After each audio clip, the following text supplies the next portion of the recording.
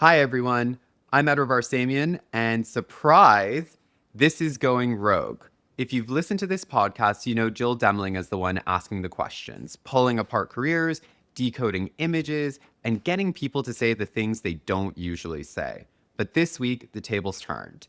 Jill and I first met on a Vogue shoot with Blake Lively in 2009. I was an assistant. She was already deep into shaping the culture at Vogue. We went on to work together for 6 years. And since then, we've both left the ivory tower, but we found a way to keep working together on our own terms. I was also a guest on Going Rogue early on. Make sure to check that episode out. And due to popular demand, we flipped the mic. Jill went in without any notes, no outline, no prep, which makes sense because this is her life. This isn't a greatest hits interview. It's instinctive, it's unpolished, it's honest. This isn't Jill Demling, the interviewer. This is Jill Demling in her own words. This is Going Rogue. Hi. Hi. How's it going? Oh my God. It's like weekends are just as bad as weekdays. Yup. Because I'm trying to catch up, but I still don't have enough hours. Yeah. And I really need an AI that understands what I'm trying to say. Because what's happened is Nick Knight's team called and they're like, we're working on his 25th anniversary, this film he wants to do. It has to shoot in 2 weeks. And we wanted to see if you'd get involved. And I'm like, I have family style event I'm working on. I have a Sotheby's event and Qatar. And I go, let me get back to you. Then I thought, okay, I'll do this if Nick Knight comes on the podcast. Yeah. They said, okay. But trying to build out an outline for him is impossible. So You're getting some really good people on. Who are you excited about coming up? Excitement to me, I guess, means intimidation. I've been looking for this magician because doing tarot cards about the podcast months ago, it said the magician will change things. When I was researching Nick, I was like, I wonder if he's a magician. So I had ChatGPT pull a card on Nick and the magician came up. Oh, wow. Yeah. So it's just so about great. that's why interviewing him is important that I get it right. You said it's not excitement, it's intimidation. JD, literally, I need you to unpack that statement for me. You do realize the talents you've booked. You do realize the people you've worked with and ushered, et cetera, et cetera. How are you intimidated by these people? That's insane to me. You know how they say knowledge is power? It's almost the opposite for me. When I didn't know who these people were, other than what they did or what they did in the context of what I did, it was fine. Like, hey, let's talk about Sandra Bullock, 1994. You know what I mean? But then when you dig deeper, and I'm shocked that we don't even bow down to them in scheduling meetings, or they should all be called Mr. Knight or Knight, right? Yeah. Because he was knighted. It almost makes me look back, and I haven't been physically on a shoot with Nick Knight, but almost, let's say someone like Christian or Stefan Murray, like, did I just act like they were just people there, or did I give them the respect they have? Gave them the respect by being you, by treating them. But when you like talk to someone on the phone and, you're emailing with someone, right? You don't know them. You don't know their age. Sometimes if they're a female or male or how they identify, blah, blah, blah. It could be a name like Andy.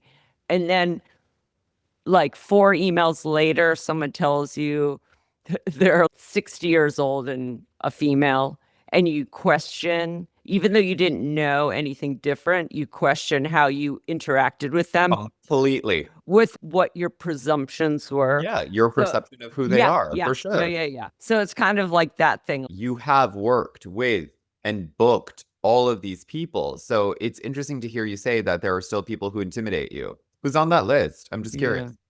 Yes, I grapple with what I perceive their perception of me to be. And then I go down a rabbit hole of them as artists and me as a wrangler. And then I go down, it's all this. And then building out La Roche, his Instagram post this week helps me because it's about snap out of it, get back to your core confidence. Yeah. Working on his posts for this week with all of his strong messaging about self-belief has at least aided me through the weekend a little bit with night. You know what I mean? Like, you're doing, and everybody that you're talking about, your Nick Knights, your Stephen Kleins, appreciate a figure like you who is so literally the circus master. I think Anna's the ringleader, you're the circus master. You put all of the shows and acts together, right? That's what you've done. That's your superpower, for lack of a better phrase. I don't think you should go into any of these in an intimidated manner. If it's King Charles, sure, maybe a little bit. You know what I mean? Not Camilla, though. But I think it's the fact that you do just talk to people as people that gets them to just open up and share.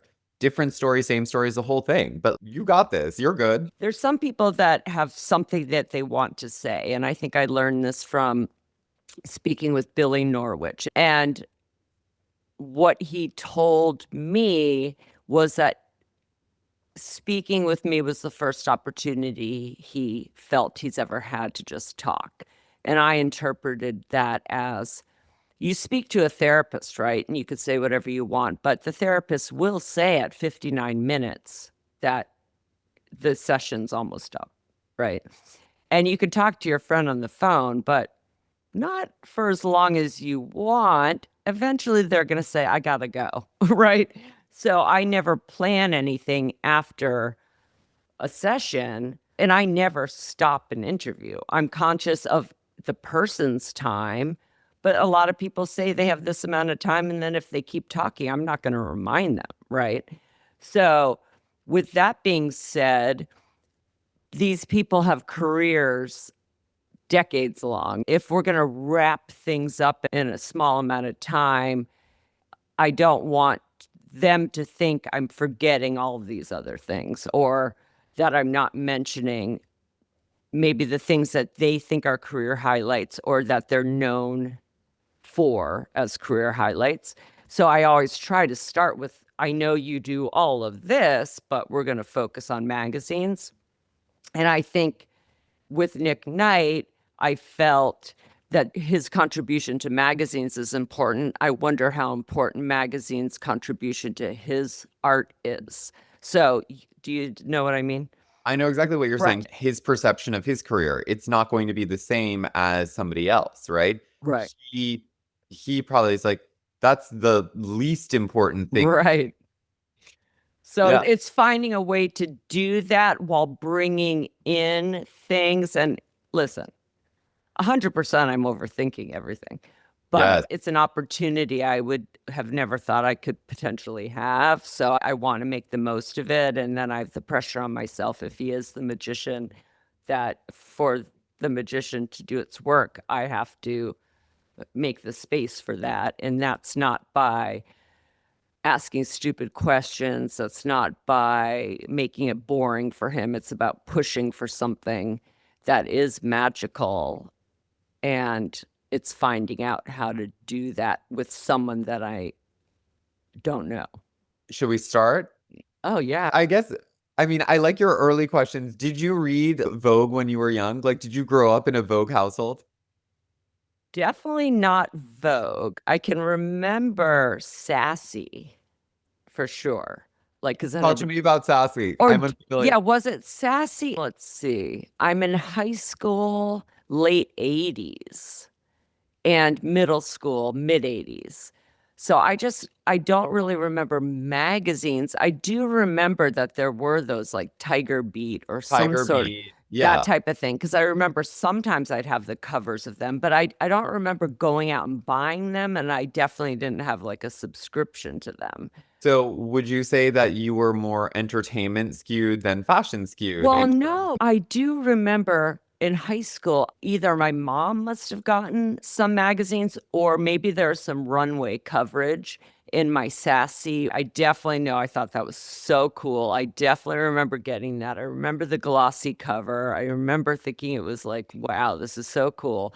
But I did cut out pictures of models, but not in editorial shoots, what just around the model. Linda Evangelista from an early Versace show, Christy from a Versace show, and the kind of the wild outfits. This was prior to me going into my Betsy Johnson stage. So it was all the Todd Oldham stuff. And I'd have them pasted to my wall. But they The weren't, model. yeah, but it wasn't in an editorial pose. It was the runway pictures. I love that you had the runway exit looks like Yeah. taped up your wall. Yeah. That's interesting. So it was the models that, okay, what did you find so compelling? Was it the fashion or was it them? Yeah, I don't know. I know at that time I was really into fashion in my own way, right? So Benetton, Esprit. Esprit was like my jam. I Amazing. had kind of the crazy haircuts. And it was funny, I talked to Christian about it because I did have a version of the undercut. Yeah. Yeah, it would be like a bob and it would go higher in the back and then it'd be shaved in the Please back. tell me there are photos. Oh my God. And then with the Esprit, there was the parachute pants. They were like felt almost like plastic. So it was like a pleather. Like Um, PVC. yeah. And then, all the different colors. I'd have like the purple cords with a color blocked Esprit sweater with a purple in it, and maybe a hot pink turtleneck that went under that. There was a hot pink stripe in the color blocked sweater, that whole thing with the matching socks and then the Reeboks. And we'd go to the Esprit outlet in, I think, outside of San Francisco. And we'd do a whole modeling show, me and my friend. We'd go crazy. It was like the best thing ever. All my So back to school. I mean, that's why with my daughter, I'm like, you don't want to get anything? Like, me trying on my outfits, planning my outfits, like that was a whole thing. I love that. So little Jill was clearly not an attention seeker in her chic outfits. I love this. Okay, so interesting. So I guess where did you start thinking about the fact that you could bridge models fashion into like a career? When did it dawn on you that that is actually like a legitimate option for you? I don't think it ever did. Talking to all these people, even someone like Paul Cavaco recently, he said he remembers how 17 magazine kind of changed his life as far as looking at the pages and being fascinated by it. And it was the 70s, but he never thought someone was dressing those people. He never thought he could look and see where to get those pants. He never thought to look at a caption. He just thought these were photos of real people. Hmm. So that's his whole theory of the invisible hand to make the readers of his work also believe that no one dressed this person. This woman would have rolled up her sleeves this way.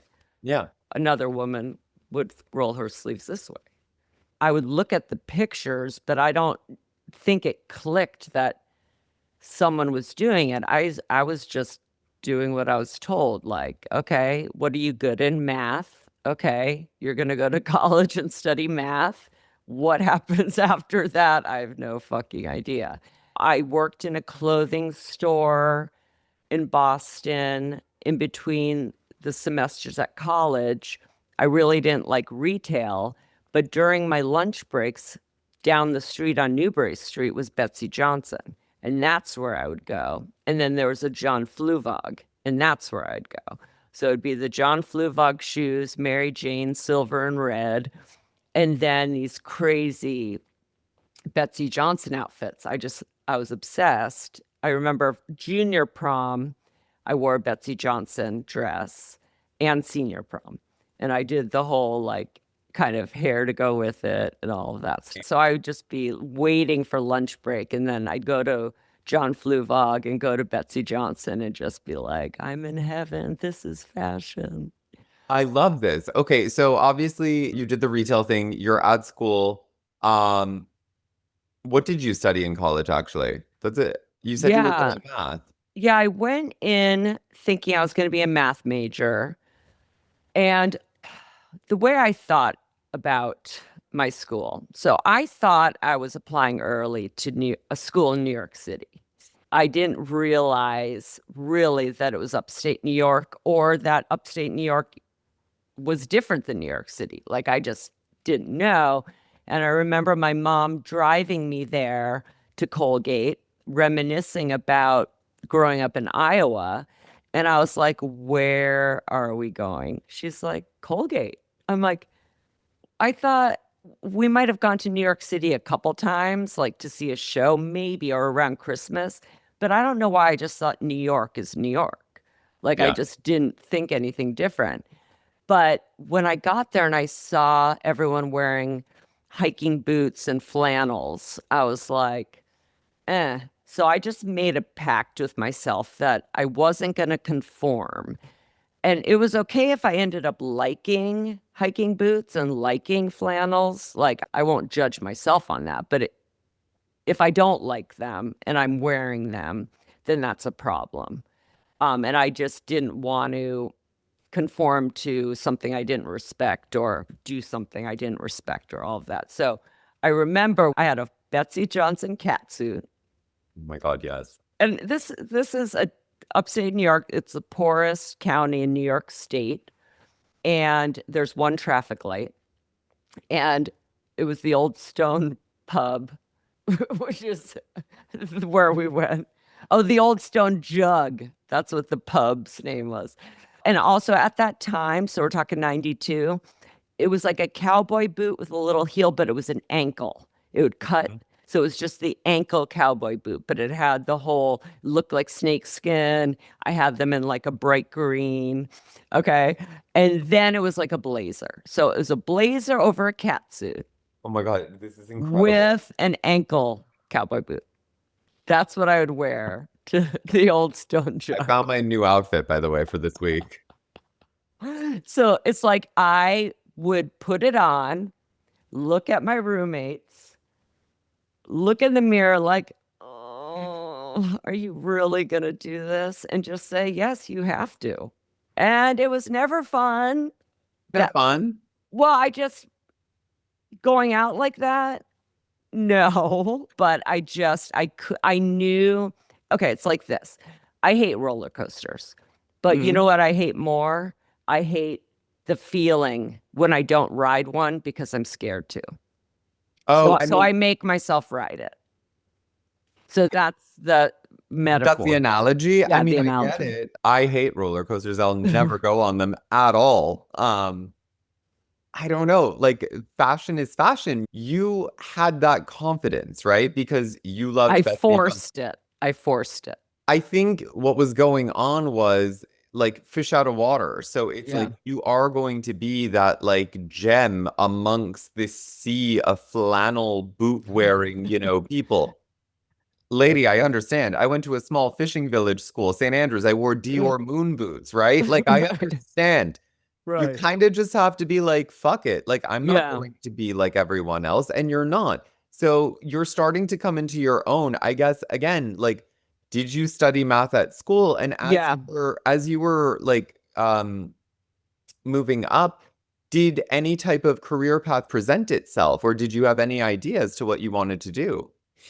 So I studied math, and of course, I was in a very small freshman year seminar because not many people say they want to study math. So it was like Yeah. five of us. So I'm already building this. I'm not like everyone else, but not in a good way. Kind of just, I have this small group. I'm spending a lot of time with my math teacher. I'm in a dorm that's an older class dorm. So I'm not even with everyone in the freshman class. It just wasn't ideal, the setup. Like I wasn't in the middle of everything. I wasn't really meeting people. I had friends from high school that were going there too, but it just felt I was separated. So it was already that kind of thing.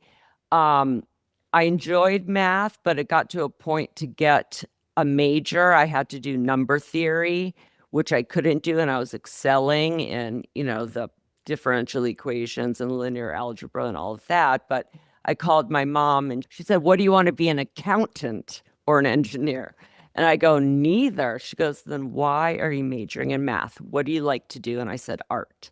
So she goes, "Then major in art." So I had been avoiding doing basic art because I was like, I had been painting in high school and I didn't want to do the beginning, the basic with a pencil and sketching, but I had to do it. So I pretty much fulfilled all of the requirements for the sciences, right? Because I had done all the math. Yeah. So then there was an opportunity to study abroad my junior fall, and I had just really changed majors at the end of sophomore year. So I went to Australia with some friends and I took a bunch of art courses there. But the thing that's weird about Australia, not weird, let's just say different, is that they have pre-professional schools, colleges. So for me to take my art in 2 years, I had to fulfill a major. So I had to take a bunch of art courses while I was in Australia, and they have an art university. It's like the Sydney Art School. So it's not like their liberal arts college is not teaching art. So I had to go to Sydney Art University with these artists to take sculpture one, like painting one, and I'm taking a bus from where I was living to the art school, and it was super intimidating. But it was really fun to be there and experience something else. I just didn't feel like I fit in at all in upstate New York at Colgate. And yeah, I'd contemplated transferring a couple different times. And I figure, okay, I'll go there and then I'll come back and I'll only have a year and a half and let's just get through this. And, so that was when I started doing art. Then after college, it was like, what am I going to do? I had no idea. I didn't go to any of the job fairs because I didn't know. And I ended up realizing that everyone I knew from Colgate was moving to New York City. And I felt like as much as I tried to find myself or stay away from conforming, there's always an element of that, right? And it's not even that you're consciously doing it. You fall into this group of people who all think one way. And you're not even learning about anything outside of that. So I was like, I don't think I'm ever going to be able to figure out who I am after college if I'm still with the same group of people from college. So I just said to my dad, buy me a plane ticket as far away from here as possible. And I ended up at John Wayne Airport in Orange County by myself. That was kind of where everything started. And it's funny because I don't even recognize the person that could go to California by themselves, right? Well, that's what I was going to say. Yeah. Why California? I think, I don't know. I think I just had a thing like maybe LA's fun, but then LA seemed kind of scary. And I don't know. Maybe I just thought it was like, honestly, that whole period it's so hazy. But I'm glad my dad was like, get off the couch. Let's figure this out. And from there, I knew I liked anything in the world of art. So I thought maybe advertising would be cool. So he had friends that lived out there who took me in, or a friend that took me in for a bit in Orange County. And I was going around trying to meet different people and do job interviews. And I was kind of hung up on this advertising thing, thinking that was it. And while people were interviewing me, they kept saying, I think you should go to LA. So I was like, okay. And a friend of a friend had a friend who worked at Original Film. So she got me an internship there. So it was commercial work, music videos, and Neil Moritz, who was at TriStar, his office was out of there. So I just became a PA there. I worked on the Scream Pontiac commercial, which I had to tell Nikki Six he couldn't go into the Hard Rock until we stopped filming.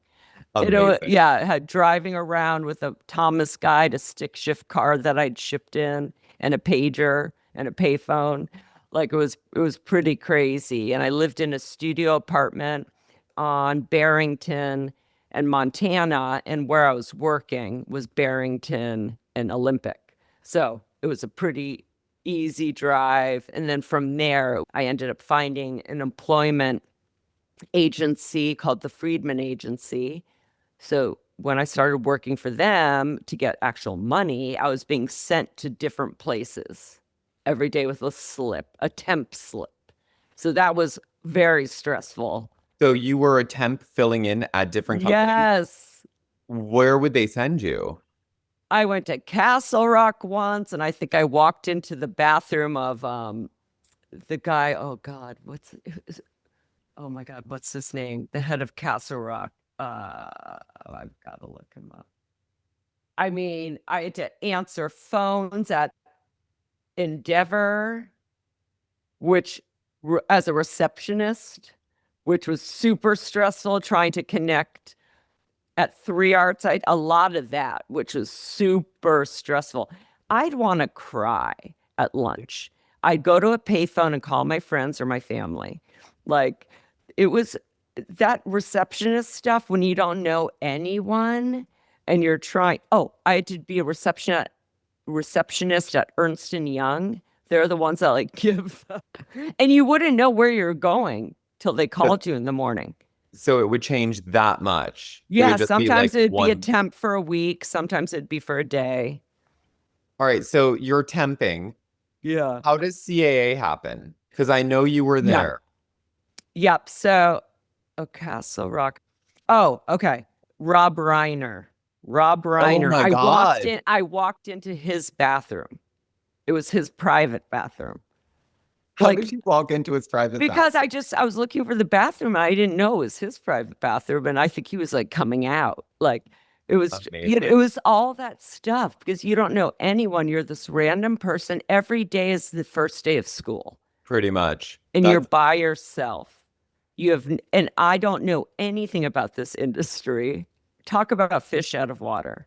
That's my next experience of fish out of water. And how I even got through that is pure divine intervention. Like I just, to have the courage as a very shy kid to even go out there by myself, all of that stuff, like just going into a studio apartment, going to bed by myself, waking up by myself, like all those things. So because I was doing this temp agency that was through Friedman, a job had come up at CAA. So they asked me if I was open to interviewing for a longer term or a full-time job. And I was like, yeah, because at that point I had no intention of leaving anytime soon. And they said, we want to send you for an interview at this agency, and it'd be doing gift buying for like celebrities or something. I was like, I can do gift buying. So that's when I went there, met Kevin Huvane first, had never heard of a talent agency, didn't really even know. They might have said gift buying and didn't say celebrities, right? Because when Kevin Huvane sees on my resume, I had studied in Australia. So I'm saying, oh my gosh, King's Cross is so great. Looking back, I mean, that's like saying Times Square is so fun at night. Like, that's what it was like. The bars are open all night. He's saying Tom and Nicole have been begging me to go visit them there. I have no idea who he's talking about. I think, again, this is foreshadowing to my interview with Anna, where I guess that is a good thing when you're so like, oh, cool. Like not impressed, but not because you're not impressed, because you have no idea who they are and who they're talking about. It's the naivete. It's an endearing quality. And like, again, you said it with enthusiasm, it showed. And that's why, again, what I think is absolutely adorable is that this guy, and again, I understand you know, how you're there. You're like, I've never heard of this person. Says Yeah. Tom and Nicole, just knowing the you now, Yeah. like that is just funny to hear because Yeah. it's very sweet. All right, so you're in this interview, so you're meeting Kevin Huvain. Yep. So the other boss I was going to have was not there. So that's Brian Lord. But again, I don't know who these people are. So then Kevin wants me to meet the trainees of the office, because I would be the shared assistant, number 5 between the two offices doing their more personal work. So I have to meet the 2 trainees, one for Brian, one for Kevin. And then they each had someone else in their offices, I think both female at the time, who did all the script submissions and all of that. Our offices were strange. Kevin and Brian, their offices were next to each other. In between was like a shower bathroom for them. Outside of their office is where Kath, who worked for Brian as the second, she sat. Jeremy sat closer to where my office was, but my office was the old Mike Ovitz assistant's office. So as I started there, big agents would come in and ask me if they could use the fax machine. And I would say, Mr., like Ray Kurtzman, Mr. Kurtzman, of course. Oh, well, when Mike Ovitz was here, we weren't allowed to come into his assistant's office. So it was all that type of thing. But Amazing. yeah, so Do you still talk to the boys? yeah, Jeremy actually just sent me a picture like 3 days ago of us from way back then, because I call him Germbo and he calls me Chili Willy. Is he still an agent? He now is a manager or a manager slash runs Woody Harrelson's production company. That's Yep. amazing. So, yeah, once in a while I'll, deal with them about an offer or something, but yeah. How long were you an assistant at CA for? I mean, it feels like a long time, but I'm thinking it was probably a year until I Wow. moved back. But at this time, Tom Ford's at Gucci. Brian Lord is very into Gucci, very into fashion. He had a bunch of the Gucci purple. He stood out amongst the agents, all Tom Ford. So through just working for Brian, I'd be on the phone with Charlotte Sprintis, who was at Gucci, Lisa Chic at that time. At this time, Todd Oldham is my favorite designer. He has a store on Beverly Boulevard that I used to go to all the time. I'd drive into Hollywood to go to his store. The only thing I could afford were his jeans and some of his knits. But when it came to my birthday and Christmas, and I got gifts from the agents, they'd give me gift certificates there. So for a holiday party, I bought this full-on silver pantsuit. It's just so funny. You wanted slacks. Yeah. And at the time at work, I'm wearing Nude Hose, 9 West, and BCBG. I had a bunch of it was all the pastels. I had the little short skirt. It had a jacket that matched and a sweater under it in yellow, pink, baby blue. So when I'm coming to New York, all I have are those looks. That was my work look. And then one black interview BCBG suit, which is what I ended up wearing to Anna. But Hamilton South is someone that was very close. Not there yet. Yeah, Hamilton South was close with Brian. So Brian, it's the Gucci era. Brian's totally into Tom Ford. I remember reading about this period only because, like, when we talked, like, I was like a Queenie boy. Tom Ford Gucci for me was kind of my fashion awakening. So it's interesting to hear this perspective because it was such a big deal. For context for your audience, like, at that moment, Gucci was like in a hostile takeover attempt. At that time, I think it was LVMH versus what was Pinot's. Oh my God, what was it? It was like called something else before they called it Caring, like PP. So 97. So this is 97. Yes. Oh, wow. It was the LVMH had slowly started buying equity in like Gucci or whatever. So PPR, the predecessor to Caring, stepped in. And I remember Brian Lord and like that whole like Hollywood coterie kind of like were instrumental in, but like that's why it's Oh. cool to hear it from this side. Oh, interesting. Tom is still at Gucci, obviously, when I come to Vogue, because I do remember my favorite dress ever to the Golden Globes. So it would have been my early Golden Globes, but probably 5 years into Vogue. And I got to borrow a Gucci dress. So how long was he at Gucci then? A while. He was Okay. there before he became like Tom Ford. He was Right. at the house previously. But it was really the like 94 to like, I don't know, 2000, I guess. And it Yeah. was like the Tom Ford era, as it were. Yep. Yeah. Because I remember I'd be placing orders. I remember the purple suits that Brian would have, super tailored, the tie, like everything. I remember Todd Oldham was at William Morris at the time, and I find out because I'm at the, I'm in the office that Todd Oldham's going to be coming in to meet with Brian because they're thinking about signing him. So I'm guessing back in the day that's when he's pretty popular, right? So probably MTV House of Style is probably Yes. around then, right? And he's doing short films and stuff. So he's kind of doing more than just designing. So I'm so excited that I get to meet him. Like, it's like, oh my God. But that's when he's coming is when I'm going to be in San Francisco with my sister for her 21st birthday. So I'm devastated, absolutely devastated, like try everything to change things. And when I get back to the office, crushed, there's something on my desk. I believe he had a perfume at the time. He had left a note with that perfume on my desk because basically he's now a new client of Brian. But I'm totally happy taking over all correspondence with him and making sure he's always handled. His assistant at the time was the daughter of a big Hollywood producer.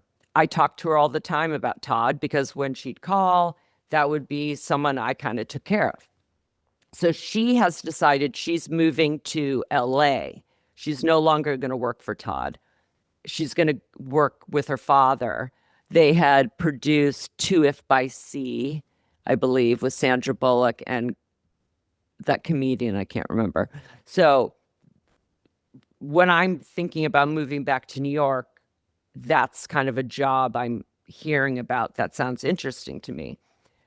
So my job at the time, is more personal stuff. I'm talking to Carrie Fisher a lot because I'm organizing where Billy Lord's going. Billy's 4 at the time. So my personal stuff for Brian is helping with Billy. So I answer the phone. If it rings a certain line, that's for me to pick up. Brian Lord's office, it's Carrie. Hi, Carrie, how are you? How am I? I'm hungover, I'm bloated, like on and on and on. And then I'm doing gift buying. So everyone has a birthday. Everyone has a start date for a film. Christmas is a whole other thing because Christmas, we're only buying for the kids of all the clients. So I have our client lists. We're doing it in tandem with a couple other agents. So we're separating them by 0 to 3, and then Kiehl's baby baskets, and then 3 to 6. Maybe it's these book basket, right, of all the kids' books. Then we do like gift cards for the teenagers, so we're breaking it up like that. But it's, De Niro alone, has like 5 kids. Like you're doing it for all the kids. But during the year, and I'm talking birthdays for managers and agents too. So let's say it's Nicole Kidman's birthday. I have a calendar. Nicole Kidman's birthday's coming up. Brian and Kevin both work on Nicole. So I type up a buck slip, on Brian's buck slip and on Kevin's buck slip. Here are the birthdays coming up. I give kind of like 2 to 3 weeks notice. Which ones do you want to give gifts for? Because some of them are smaller. So I get their list. So Nicole's a big one. I know Nicole's assistant well, and I know where she shops. So with Nicole, I'm calling Prada, and Prada tells me what she's been looking at in the window. The Prada purse, I put on there. I have like the chenille sweater set from Eileen. I forget who. Those are kind of standard. So I kind of put these things on a list, and hopefully they both check off the same one. And then it's the whole thing, separate cards, shared card. You know me, it's all like super. So then someone like Brad Pitt, he's starting a movie, a start date gift. That's basically thank you for the commission, right? Oh, okay. So I think he's doing Meet Joe Black. And I was there for Johnny Depp doing Fear and Loathing. So I remember I found there's an antique bookstore. I was able to find an original Hunter S. Thompson, things like that. You got to get. Cool. I think we actually had Terry. I think we had the director, if I remember correctly. But Brad Pitt. Okay. Brad Pitt likes stickly furniture. There is an antique store that I could call and find out what pieces he has and what he doesn't. Kevin wanted to see the pieces in person. So they had to bring the pieces, the ottoman, the chair. To the office? Yes, to the office. So it's things like that. If I had a slow week, I was psyched. But if they don't like things, back to the drawing board, right? Because you always kind of have to top what you did last time. So, it was good for the women who I knew. Ellen Barkin, I knew where she shopped. Those were always kind of the best to know. Yeah, to call the personal shoppers and to know. What was Ellen Barkin jewelry? Oh, man. I still have that catalog from that Christie sale. It is inspiration. I mean, are you kidding me? I don't think, okay, we wouldn't go too crazy. So I don't think jewelry came in that much. With Start Date, they wanted to be original. That's when they would I think say, that's very clever. I had no idea that was a thing. I would have just assumed like, oh, flowers or whatever. I guess this is the perfect segue. Okay, so you're doing all of this. You're in LA. You're at like the preeminent agency and firm out there. Why move back to New York? Like, what prompted you to think, okay, I want to move back to New York? Yeah, I think I just wasn't jiving with just the energy. I always said it felt like an urban suburb or like a suburban city, LA. It's just a weird place. It's exactly how Tim Burton shows it. It's like you're not really in a suburb because your houses are all so close, and you're definitely not in a city, right? Because there's not really there's not really a city. And I felt like at this point it was clear I do not want to be in the industry, or so I thought, right? I didn't want to be an agent. I didn't want to be a producer. I'm not a director. And so for me, I would never understand how someone was an accountant and lived in LA. If you don't have to be in the business, don't live in LA. Like, we never went to the beach. Like it's just go to San Diego. You never went to Malibu? I mean, once in a while, like when the best part of LA. Okay, when we'd go is when one of the trainees was house sitting the agent's Malibu house and would have a party, and we'd go. Otherwise, that's what I'm talking about. Yeah, that's what I'm. I'd rollerblade to like, Laguna Beach. Oh my God. Yeah, it was rollerblade time. So I think I was just like, okay, I've been doing this for a bit. It's okay. That was fun. I'm living in a very Melrose Place, the pool and the apartment building. Amazing. But it was just, I kind of miss just the East Coast and everything about that. So when I was telling Brian smoked but didn't want to smoke. He wouldn't really smoke during the week, and I'd put like a carton or I'd buy a carton and put a couple packs in his bag for Fridays. Amazing. But if he did want to smoke, we'd have to smoke at the loading dock. So he'd ask me to go with him. You couldn't smoke in the office? Mm-mm. That's insane. I think Woody Harrelson, when he came in, he'd smoke joints. Oh, I had to find him a hemp tux back then. There was one hemp store. Like it was like the weird store. Yeah. He must have been nominated or going to the Oscars or something that time period. and he would only wear hemp. So his gifts were a pain in the ass because it was all this vegan thing. Yoga wasn't even something I had heard of. Yoga was like, Richard Lovett, the president of the company, was into yoga because for Christmas I'd have to, like, yoga. That was such a weird thing. Like, he's one of those. I'm screaming, by the way. This is amazing. So when I was with Brian downstairs at the loading dock smoking, we were talking, and I said, I think I want to get into fashion. This whole Todd Oldham thing, knowing that Todd Oldham's assistant was leaving. So basically, Brian said he'd help me. So at this point, he has set me up to meet with Lisa Chic. He knows Connie, I can't remember her name, at Prada. So Brian's also wearing a lot of Prada. So at this time, I'm also sending my resume to Prada. Karina Martin, who ends up becoming my friend, she's the one that gets my resume. So when I come to New York, I'm meeting with Hamilton South. I'm meeting with Todd Oldham. Lisa Chic and I are in touch. Brian's brother gets married while I am his assistant. So I'm helping with the wedding. And why am I blanking on who he's marrying? Oh my God, she was a socialite. Crystal Moffat, Lord. Crystal Moffat. Oh. So Crystal Moffat is the bride-to-be. Brian's family is from New Orleans.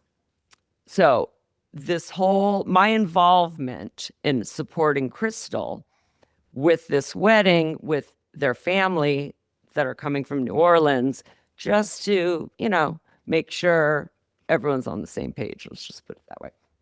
So I'm going out to lunch a lot with Crystal. I get to know her. She worked at Condé Nast.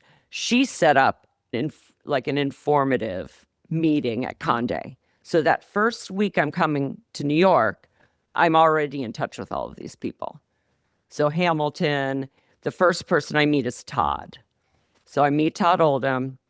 He offers me the job. How did it feel? Because you were a fan of his clothes. Did you wear Todd Oldham to your interview? Sure I did. I'm sure I did. Again, I had all the jeans, all these sweater type things. I could never afford any of the higher end stuff except those two outfits I had from a birthday and a Christmas. So I barely remember this, but I know we're walking around. At this point, I fly, and my sister and her best friend from college are there for the summer.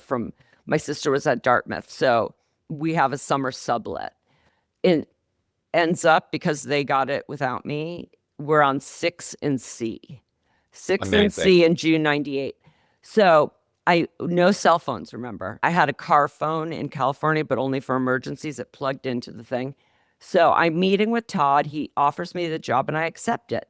I don't remember what the salary was, but it had a 2, if that, and that was the first number, and a very low second number. And the clothing allowance was only like $1,500 a year. That could barely buy me anything. But I was so excited.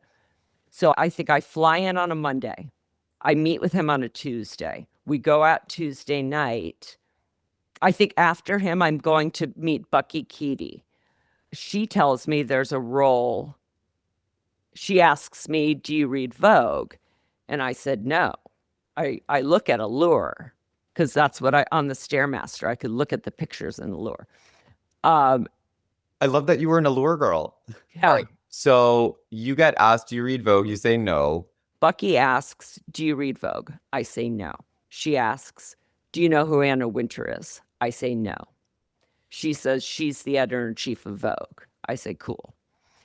She tells me there is a position open in Anna Wintour's office. We don't know if it's the first assistant or the second assistant, but the first assistant's leaving. We might move up the second assistant. I'd like you to interview, just because I had worked for 2 high-profile people, So I go, sure. She says, go across the street, read this magazine. It's a Sandra Bullock June issue.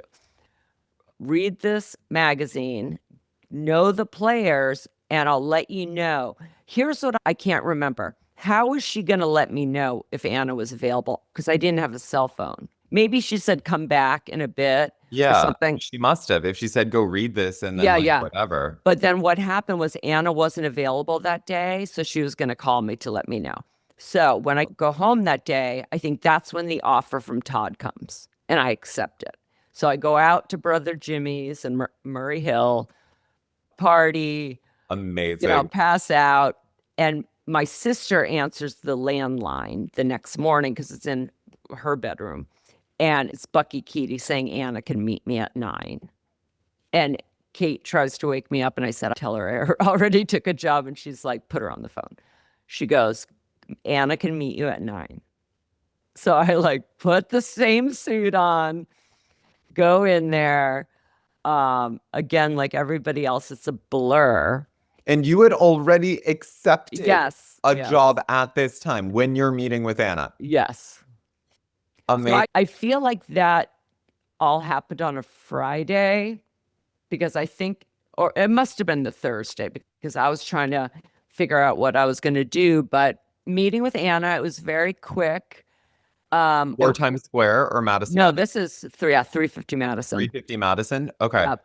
What was the office setup like? Because Madison Avenue at that time was like the epicenter, especially in New York. And you talked about it. Yeah. You thought maybe advertising when you were younger and stuff like that. Yeah. Madison Avenue during this period is where media lives. So what was the Vogue office on Madison Avenue like?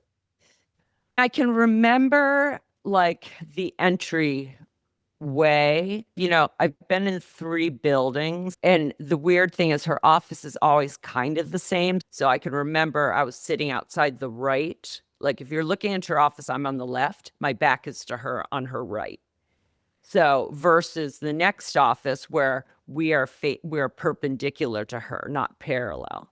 So I still couldn't see her, but it was better than turning around and still not being able to see her because the closets are here. So either way, you're getting up, and you can yell all you want, but I'm still going to have to get up, and you might as well just buzz me to come in like the agents did, right?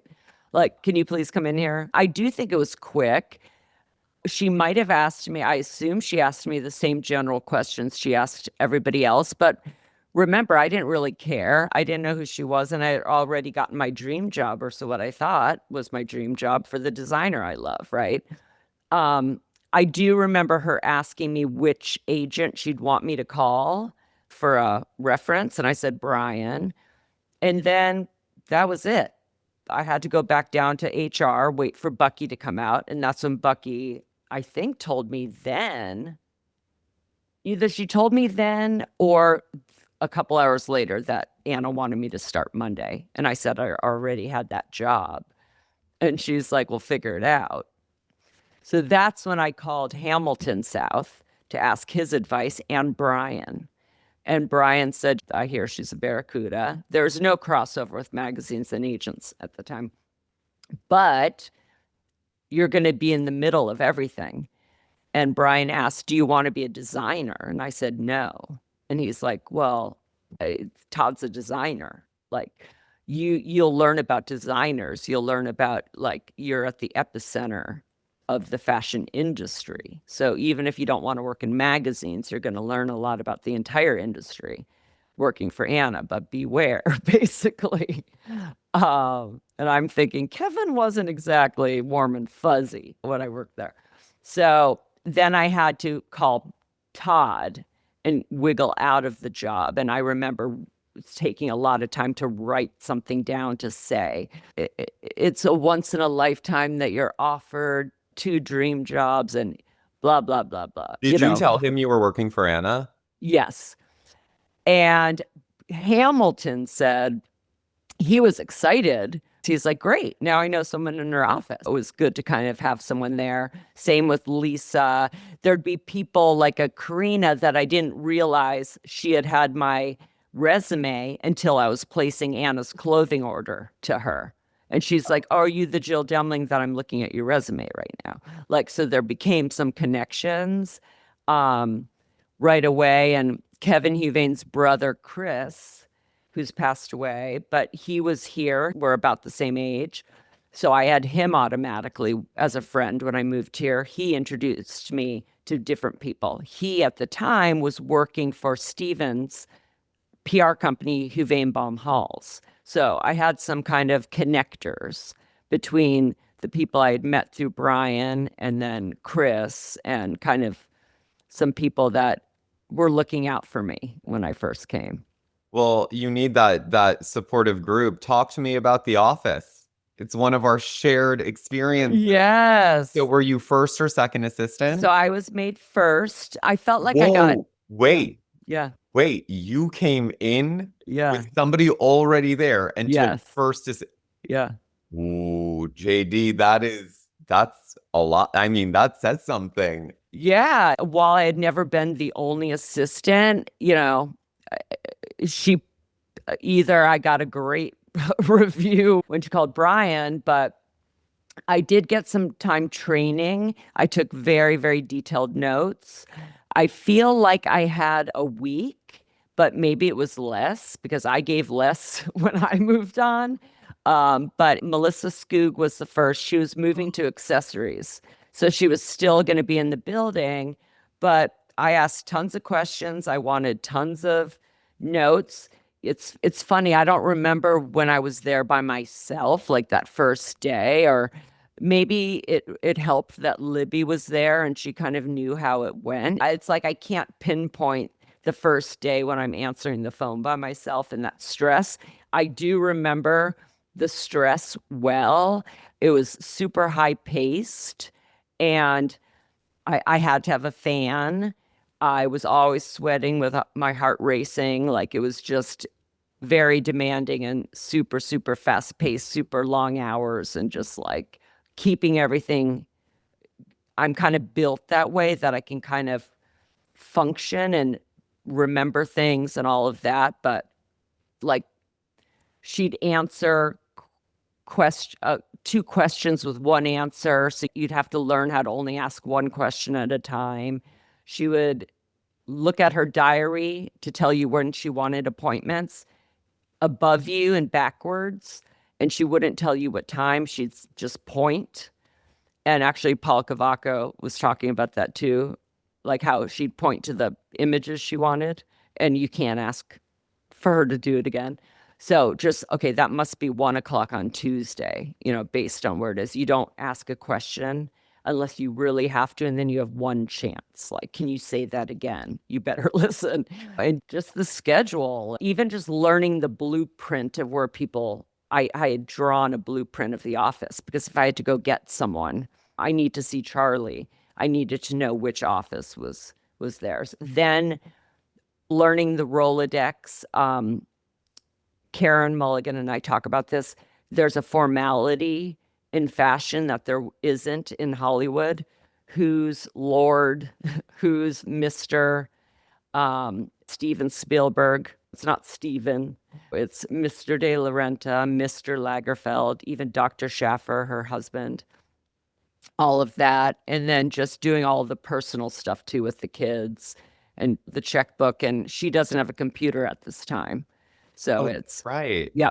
She likes to dial her own phone versus us dialing in Hollywood, but she needs the number. So you're writing it down and walking it in versus just dialing it. Oh, I You know what I mean? remember. I Yeah. got criticized a lot for penmanship. Yeah. So It's it a was 7 or a 4. Yeah. I guess my question is, all right, so your first assistant, who's second? So Libby is second and then she leaves. So it must have been, it was still at 3:50, but then I'm interviewing people. So Libby isn't really allowed to leave until we replace her. Yeah, But of that's course. when Leslie Fremar, we end up hiring Leslie. Fabulous. Yeah. How long were you in that office total time? So I would have been, so it's funny because talking to everyone, because when Liz Tilberis dies and Kate Betts goes over there, that's when so many different changes happen. And that's when my change happened because when Kate Betts, and I didn't even realize she had been on maternity leave and all of that. But when she goes over to Harper's, she takes Dita Coben, who was booking the few celebrities that we featured at the time. So that would have been end of 1999. So I was there about a year and a half. Oh, wow. Okay. Because just in time for me to take over Dita's trip to Sundance.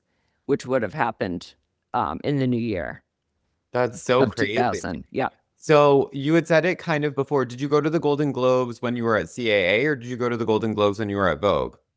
When I was at Vogue, at CAA, they'd have a Golden Globes party that we'd work at, like just work the doors at. I did get to go to premieres if my bosses weren't going. It was so exciting. Yeah. To be able to go to a movie premiere was like the biggest deal as an assistant. To have the tickets, like it was like, this is major. Wait, okay, so now you're in what becomes your ultimate role at Vogue a year and a half after starting there. Yes. You're going to Sundance. Yep. What is it like in the early days as like features entertainment? What is that like for you? Do you Yeah, have I a mean, support team? Is it just you? it's just me, but it was a slow burn at first. Dita had this Rolodex. I'm trying to learn the players. I go out by myself to Sundance where I meet John Powers, our critic. Through being out there, I meet a bunch of the PRs slowly. Actually, I think that it might have been the first year that someone wanted to shoot Danny DeVito for a story, and Danny had a film at Sundance, and I needed to meet Danny. So somehow waited outside this luncheon for the film, met Stan Rosenfeld, then was able to get the face-to-face to try to make this happen. So Somebody wanted Danny DeVito for Vogue? yes, it must have been Phyllis, like to be a character in one kind of story. But yeah, slowly kind of figured out the players. I did have a little bit of time before we went full in. I think it was 2003. It was the year it was 12 celebrities for that year. But before it started, probably like 5, I had the Moulin Rouge cover. I had Perfect Storm. I had the first cover of Charlize for Bagger Vance. I had Penelope Cruz's first cover for All the Pretty Horses. It was kind of a slow build, and then it became full on. Every cover now has to be a celebrity. So let's talk about that. What was that process like originally in terms of like, how did you pitch a celeb? Or was it predominantly like Anna saying, this person has a film, like, how would that work? Yeah, I think it was more like what's coming out this year, and then figuring out at this point you're in touch with all the studios. The studios are pitching you, and you're getting incoming pitches a lot. We're at this point where it's a huge deal to get the cover of Vogue, so you're getting incoming. But we also have Vanity Fair, which is the biggest competitor for me at the time.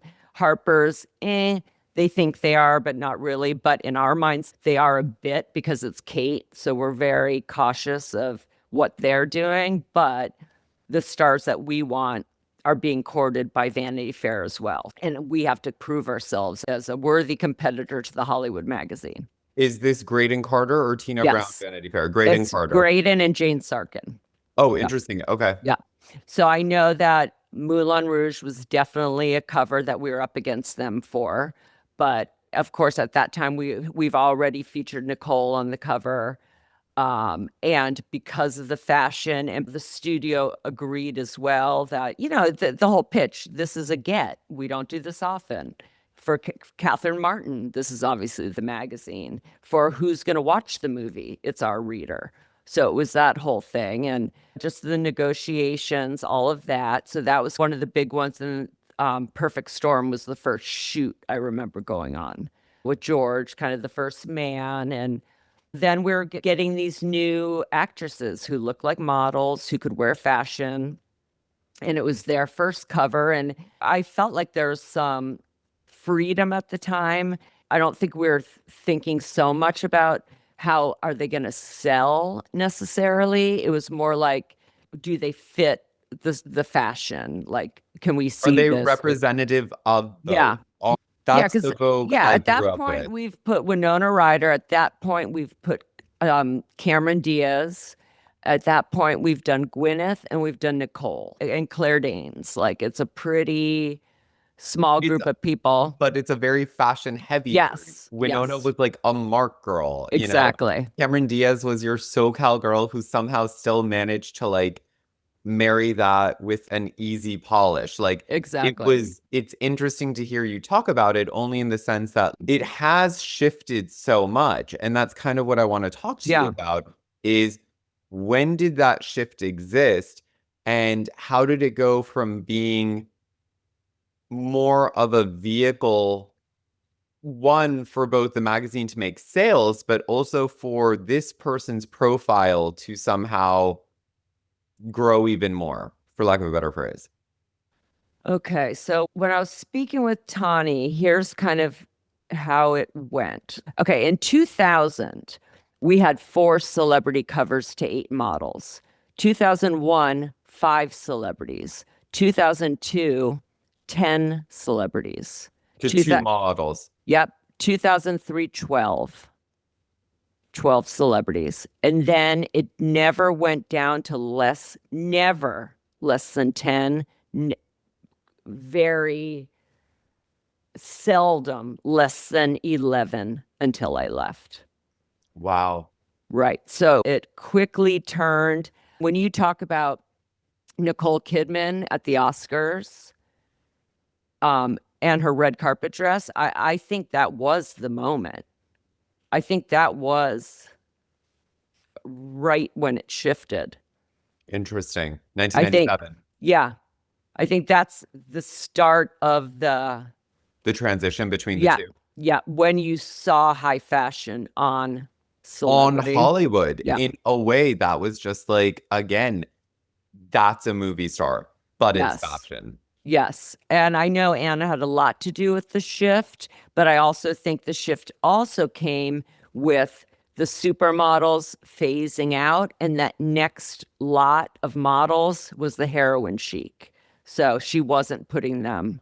I mean, does that seem like the right time? Oh, that does make sense. I mean, yeah, I guess Kate Moss really wasn't that much on the cover of American Vogue. I honestly, I can't picture solo cover. But that's what I'm saying. Right. But like that's what you're saying. Yeah. Post Supers was Yeah. your Kate era, right? Right. And like that coterie. Yeah, the Shalom Amber, but no one that was. Cindy monopolized the covers. Cindy, Naomi. Yeah, Naomi too. So I think after kind of that lot, there really wasn't a lot of solo covers. I mean, I looked at all the covers prior to talking to Paul Cavacos. Stella Tennant came up then. Giselle, he did Giselle's first cover, but that's overlapping with my time. I was about to say Giselle was later. Later, right. Giselle is part of the like late 90s, early 2000s, like renaissance of like your Giselle, like your glam. Yeah, that glam models, for lack of a better phrase. So I'll tell you right now. So when I started, okay, so we're talking 1997. You have this girl who's super cute. Uma was an interesting choice. Again, probably for Gattaca, I'm guessing. But she was a Prada girl. So again, it makes sense to, again, put somebody like that on. All right, so wait, I want to go back. So then we have Elizabeth Hurley, but the models are Carmen Cass, it's Amber, it's Stella, Carmen. Yeah, and Giselle comes 99. That's her first solo cover. And then you have some Carolyn Murphys. I can tell you right now, there's 3 models. I don't know their names. So they weren't That should tell you something. Yeah, exactly. It's interesting. Okay, so you're in this department. We're now up to almost a 50-50 split, if not flipping entirely. For every 10 celebs, there are 2 models. One, how did that job change? Because you're now doing more than twice the amount of work, and bookings and whatever. But how were you able to convince the internal stakeholders at Vogue that like, this is what's needed? We need to shoot these people for XYZ. Because I'm sure there was some resistance, a huge shift. Right. Now knowing that Paul, that his job was that, and that means that when Tani came in, it was made very clear to her that this was her job too, which is why there wasn't pushback from her. It was known. I think we had to do a balance. So if it wasn't going to be one of the girls that we already knew, the Nicole, the Gwyneth, those girls, Charlize became a bit, but it was really Nicole and Gwyneth were those were the girls too, and Renee Zellweger, I guess, but looking at what types of actresses they were, how tall they were, just how they lived their lives, what they represented. Then it had to be something else. It had to be, is the film fashion? Is it something that makes sense? If it's not fashion, is it based on a famous novel? Is it musical? Is it stylized? What's the hook if it's not the person, right? Because it can be a Vogue film then, right? Bridget Jones, Vogue film. Pride and Prejudice, Vogue film, right? Chicago, Vogue film. The English Patient could be a Vogue film, anything like that. And then we slowly transition into cover testing. So at this point, I'm getting a list of how people are selling. And there's a test division, a test market who are testing these people. So that's testing their likability, their dislikability, but that's okay. It's someone that doesn't get either reaction that probably won't sell. So if you love or hate someone, they're going to sell. People that hated Angelina would still buy it to see, oh, what's this bitch talking about? Where would that come from? Who would provide that information to you? Was it publishing? I felt like it was a whole division. So I'd always know the numbers of how someone did. That was taken away abruptly at one point, but I think that's fascinating. So we test a list of names. It would always be a list of names, and then we would be testing the covers that we actually shot.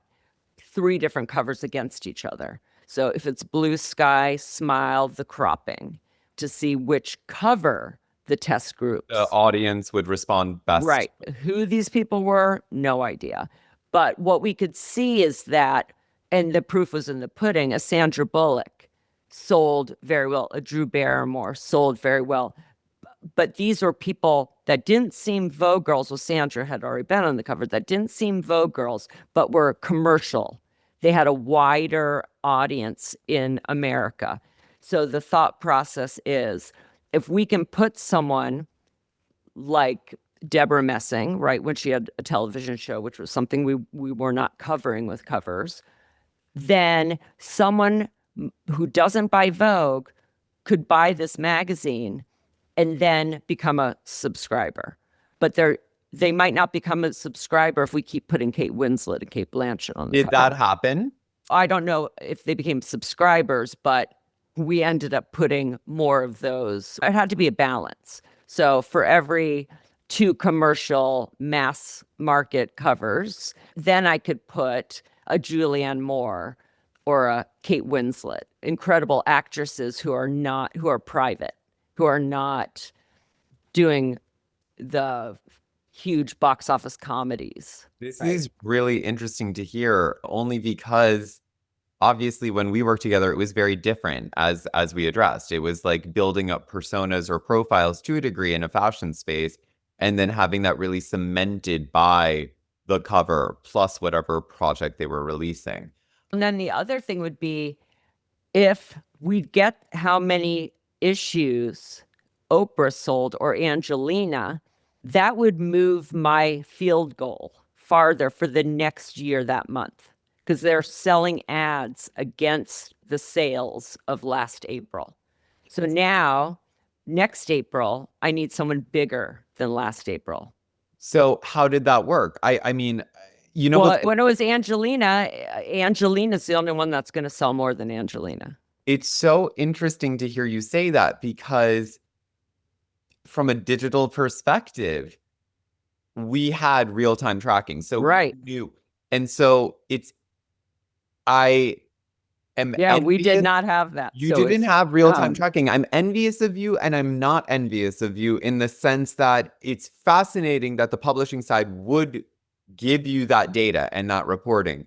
At the same time, to a degree, it's what the entertainment gods bring you. You don't know, right. Like, to your point, if Angelina is going to have a movie out that same time next year or whatever. Of course, versus digital, where it's like, you know she'll always be on the street. You know you can always find that photo jam it up there and get clicks, et Yeah. cetera, et cetera. And then I also had to think about the month, right? Because I mean, Angelina was on that first April, but April's not a good month. It's Why just isn't not, April a good month? because movies don't come out in April. They come out Memorial Day. But we're a fashion magazine. A fashion person will not view April as a bad month. They will view April as a time when they're looking to buy Right. more spring, summer. But having Angelina on 1 April and having huge sales for April, and then having me have to have April be, that's now just as important for advertisers as March. And for us, we're selling against Angelina last year. Advertising Crazy. needs this April to sell at least as well as last April. And that was a fluke. Like, that was one movie. You know, that's why September and March were always hard, because the movies don't align with those months. Because September's the end of summer, the summer blockbusters. That's going to end in the July 4th weekend. And then the Oscar films aren't going to come out till early November. So I have a hole there. Same with March. The Oscars are happening. No Yeah. one's going to release a film when people are rewatching Oscar-nominated films. So it was always that struggle, but it was always based on what I needed to reach, the numbers. So wild. Yeah. Whenever someone says January, it's just because we didn't have as much pressure from advertising, right? We didn't have it's smaller because less advertising pages, because they're not looking to sell something that month. And it's just following Christmas, the holiday sale. So it's not for any other reason than it's based on the fashion, calendar. So for me, I had less pressure. January wasn't a bad month. It was just a month that I could put someone that deserves the cover. We're not bearing someone. I get to put someone else, not a Nicole Kidman, on the cover then. So there's no bad month of Vogue. It's just we have to make numbers. Okay. I'm nitpicking. Yeah. Like, add another layer of complexity to this. The September issue, it literally became something, like an entity onto itself. What was the process like planning for those? You were there for the actual September issue that's being featured in the documentary, Sienna Miller. Let's dive in. What goes into the planning of one of those mythological issues? Well, obviously the cover. And again, people didn't think the way I thought. I thought about my job, and I had 12 covers a year. I'm not taking this one cover at a time. I'm taking this as a year. So I have to map out where things can land. Not only in diversity comes up at one point, but not so much at the beginning. But as far as ethnicity or skin color or shape, that's not coming into play at the beginning. At the beginning, it is something as simple as blonde, something as simple as two comedian. Like, you're not putting a Sandra Bullock and a Deborah Messing back to back. Like, that's the diversity. But then it's thinking, if I use this person now, Nicole Kidman likely has 2 films out in a year. Let's not do her now. Let's hold her, because we can't do her twice in a year. So let's hold her for September. Or who is a fashion girl? You can have a fashion girl. That doesn't mean they're going to do a cover for no reason. September, for some people, did get to a point where they would do it without a movie. Other people, no, it did not matter. They don't have a movie, they're not doing a cover. And there's 2 reasons. Even a Vogue September cover. Yes, and that's for 2 reasons. One, they're going to have a movie where they have to do a cover, and they'd rather that be Vogue because they know how it's going to look. They know they're in great hands, right? And they know we're not going to do them again. Also, if we're not going to do them for their movie, if they do us for September, well, Harper's not do them because it's following us. They have to think about their schedule. Why would they have to do a cover, at least one, contractually for a film? So, yes, there are people that, love September and they would do it, like Sienna. She's a fashion girl. We could rationalize it. She could rationalize it. But this is before their brand deals where it makes sense because you're checking off another box. That's contractual covers for a brand. So, now people can do that. But to have it floating, it looks like you're doing press for no reason. You don't want to be out there too much. Same reason Anna says never go to more than 3 shows, right? You don't want to be all over because then we won't want you. Let's be clear. But I guess what I'm trying to get at here is we're now entering this new phase where Right. you're hearing reporting back from publishing. You're seeing your KPIs, like your metrics year over year.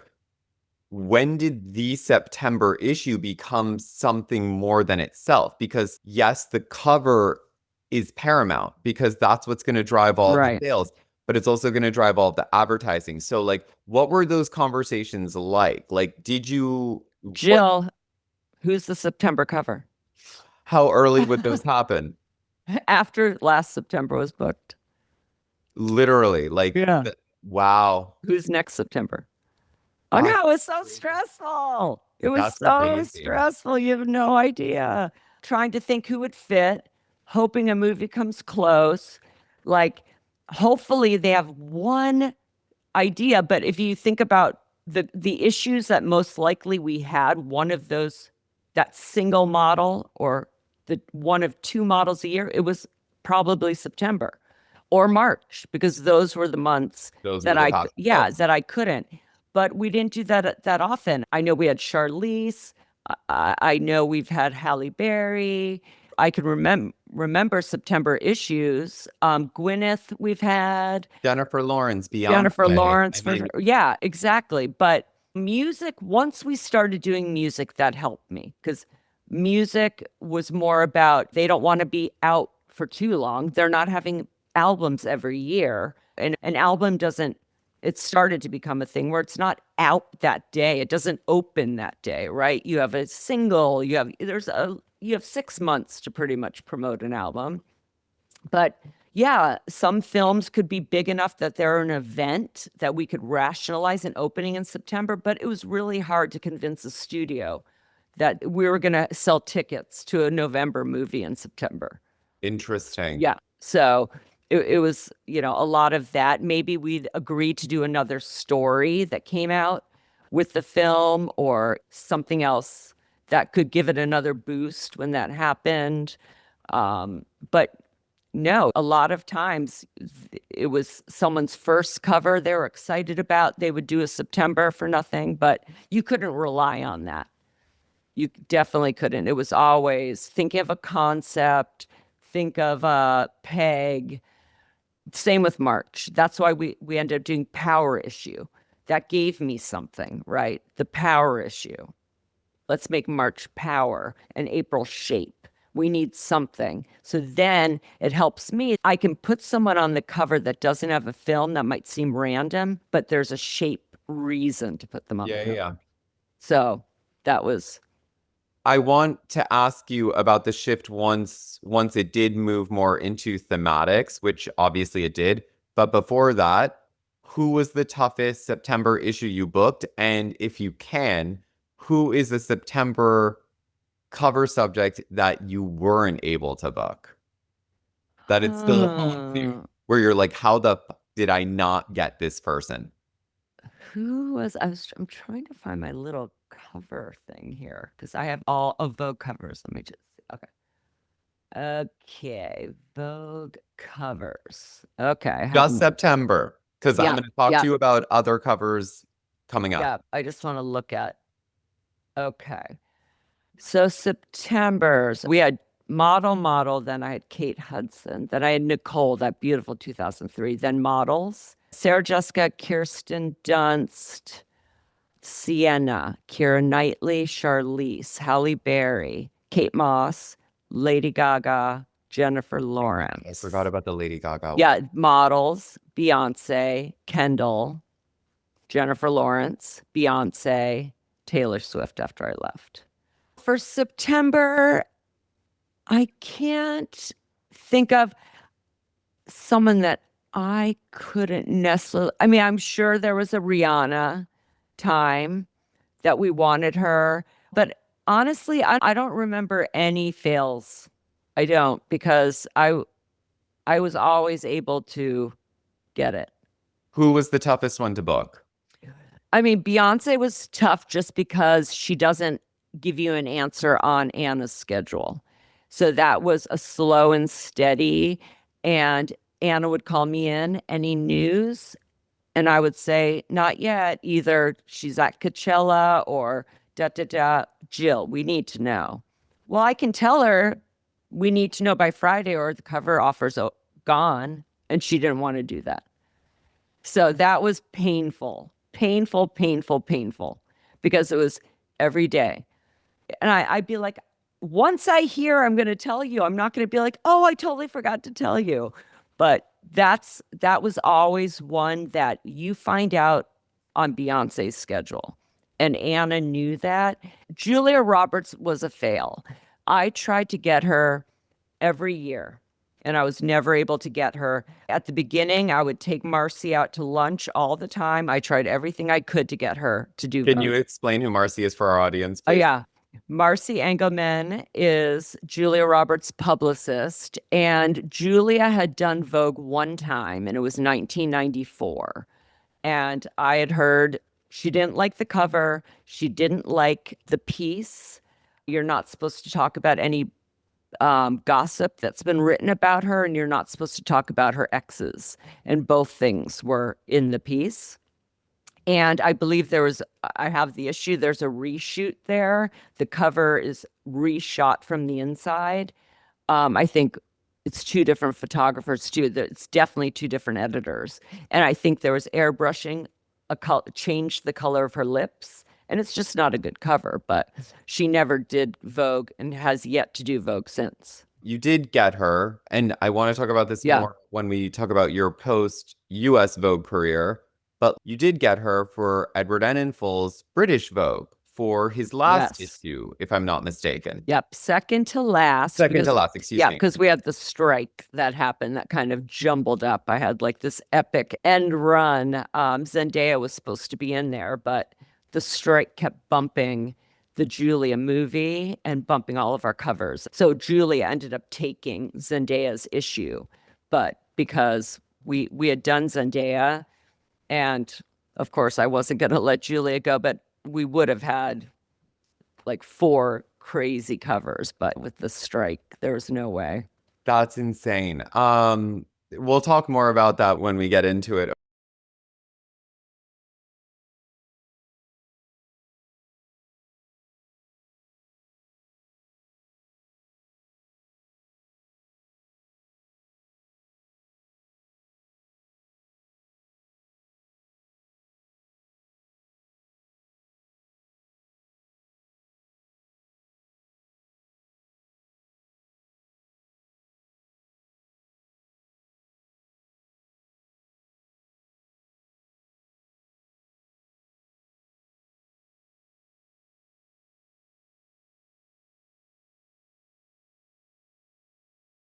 Okay, so now covers are moving, and issues in general are moving more thematic.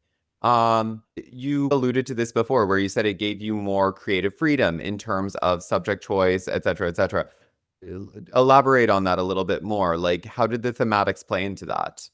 Yeah, and I don't remember if it was a purely editorial decision or if the ad side, it gave them something to sell as well to do these theme issues. It definitely helped me because going to someone who's an actor saying, do you want to do our most important cover? It's not important to her. March isn't important to a celebrity, but if it's called the Power issue, we want you to be the cover of the Power issue. That gave us something.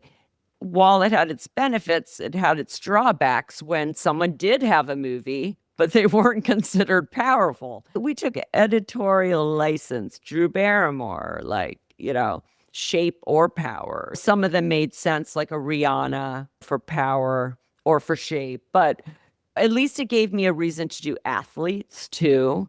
Power and Shape opened up the whole sports thing because it's very hard to have a month align with a sport. How do you do that? It would be the tournament just started or the tournament's going to end. And if she loses, you're on the stands. It's better not to try to time an athlete to an event unless it's the Olympics. And we're getting them on the cover before the Olympics, meaning they could end up not making the Olympics, but at least you don't have them on if they didn't medal.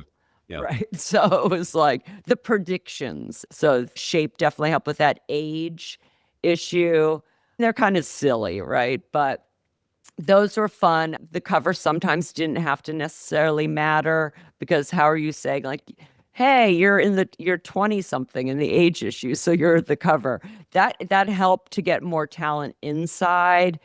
I don't think there's anyone that we put on that cover that wouldn't have gotten a cover if it wasn't the age issue. It's not like we went really old, but it helped us with inside ideas too. I think it was also to give us something to focus the features a bit, right? Let's talk about athletes in Vogue, just because you're a huge sports fan across the board.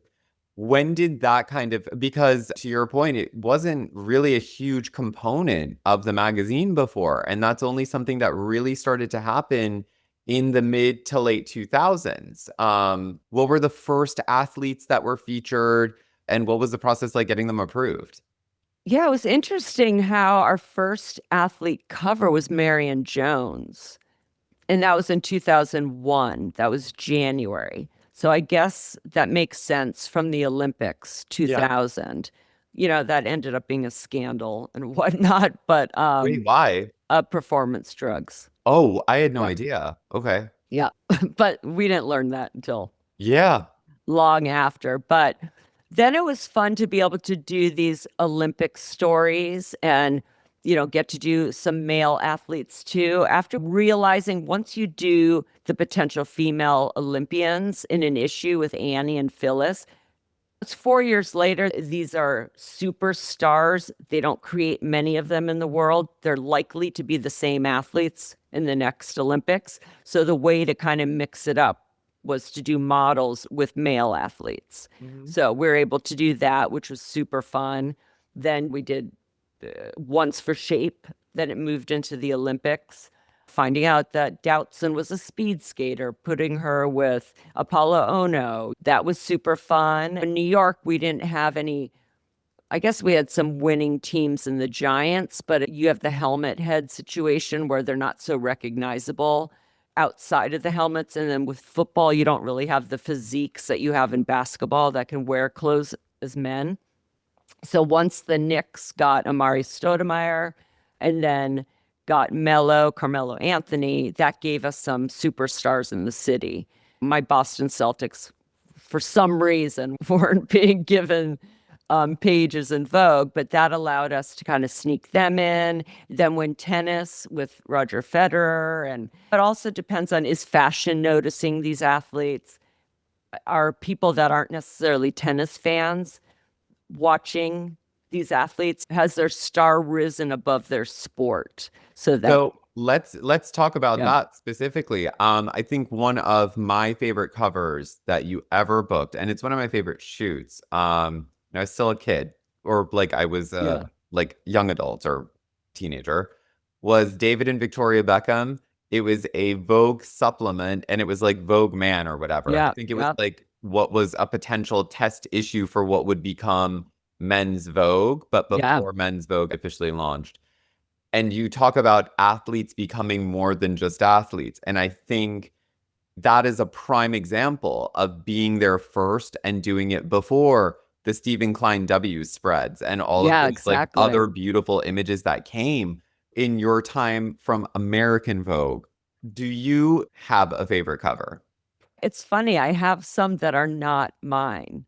Interesting. Yeah. Like, which one? Still love Carmen Cass. She is May 2001. It's her Brits. She's in a red bathing suit.